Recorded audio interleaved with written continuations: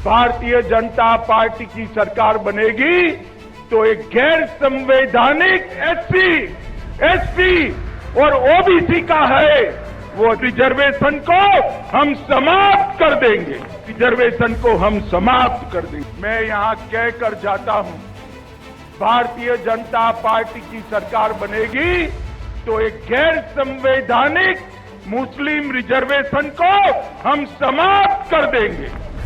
ये अधिकार तेलंगाना के एसपी और ओबीसी का है, वो अधिकार उनको मिलेगा और मुस्लिम रिजर्वेशन को हम समाप्त कर देंगे। केंद्रीय गृह मंत्री अमित शाह के किसी भाषण का एक फेक वीडियो सोशल मीडिया पर जमकर वायरल हो रहा है। ये अमित शाह के 1 साल पहले दिए गए बयान को तोड़ मरोड़ के पेश किया गया है। इस फेक वीडियो को लेकर दिल्ली पुलिस को शिकायत मिली थी, जिसके आधार पर अब एक केस दर्ज कर लिया गया है। लेकिन अब आरक्षण को खत्म करने के आरोपों के बीच आरएसएस चीफ मोहन भागवत ने भी एक बड़ा बयान दे दिया है। भागवत ने घोषणा की कि संघ परिवार ने कभी भी कुछ खास समूहों को दिए जाने वाले आरक्षण का विरोध नहीं किया।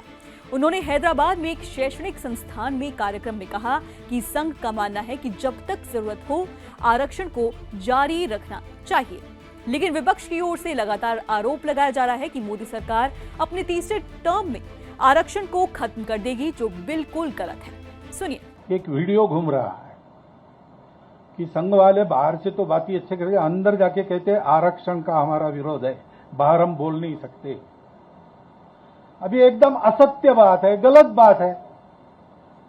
जब से आरक्षण आया है तब से संविधान सम्मत सारे आरक्षण को संघ पूर्ण समर्थन देता है और संघ ये कहता है कि आरक्षण जिनके लिए है उनको जब तक आवश्यक लगेगा या सामाजिक कारणों से दिया गया है, वो भेदभाव जब तक है तब तक ये आरक्षण जारी रहना चाहिए। दरअसल रिजर्वेशन को लेकर स्पीच की ओरिजिनल वीडियो खुद अमित शाह ने अपने YouTube हैंडल पर डाली थी।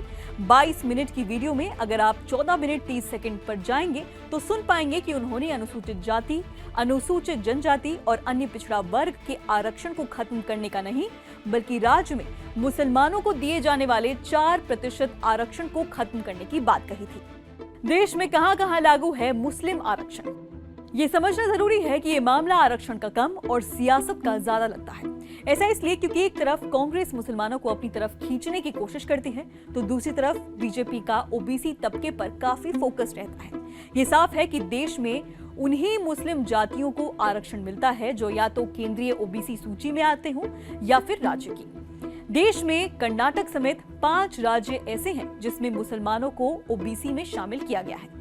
इसमें केरल, तमिलनाडु, तेलंगाना, आंध्र प्रदेश और कर्नाटक शामिल हैं। तेलंगाना में तो पूर्व मुख्यमंत्री के चंद्रशेखर राव लगातार मुस्लिमों के लिए ओबीसी की सब कैटेगरी में फिक्स 4% आरक्षण को बढ़ाकर 12% आरक्षण करना चाहते थे। उन्होंने विधानसभा में भी एक प्रस्ताव पास किया था जिसे केंद्र सरकार ने बाद में नामंजूर कर दिया। दरअसल समय समय पर राज्य इन सूचियों में फेरबदल करते हैं और जातियों को शामिल भी कर लेते हैं।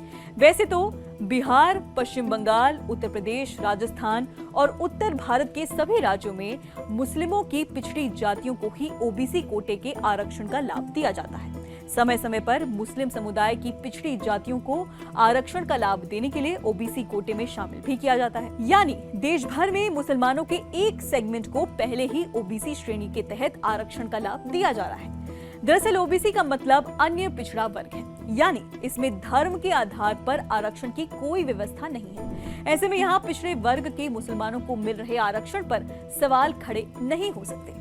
हालांकि एक्सपर्ट्स का मानना है कि सवाल सिर्फ इस बात पर है कि किसी भी प्रदेश के सभी मुस्लिम समुदाय आखिर पिछड़े वर्ग कैसे हो सकते हैं। ये मामला कई बार कोर्ट में भी पहुंच चुका है। दलित मुसलमान भी सुप्रीम कोर्ट में याचिका दायर कर चुके हैं और खुद को अनुसूचित जाति को मिलने वाले ओबीसी कोटे में शामिल किए जाने की मांग कर चुके हैं। ये मामला अभी तक लंबित है और कोर्ट का फैसला ही अब इस मसले को हल कर सकता है। फिलहाल इस वीडियो में इतना ही। इस पूरे मामले पर आप क्या राय रखते हैं हमें नीचे कमेंट सेक्शन में बताइए और बाकी खबरें जानने के लिए आप देखते रहिए आर भारत।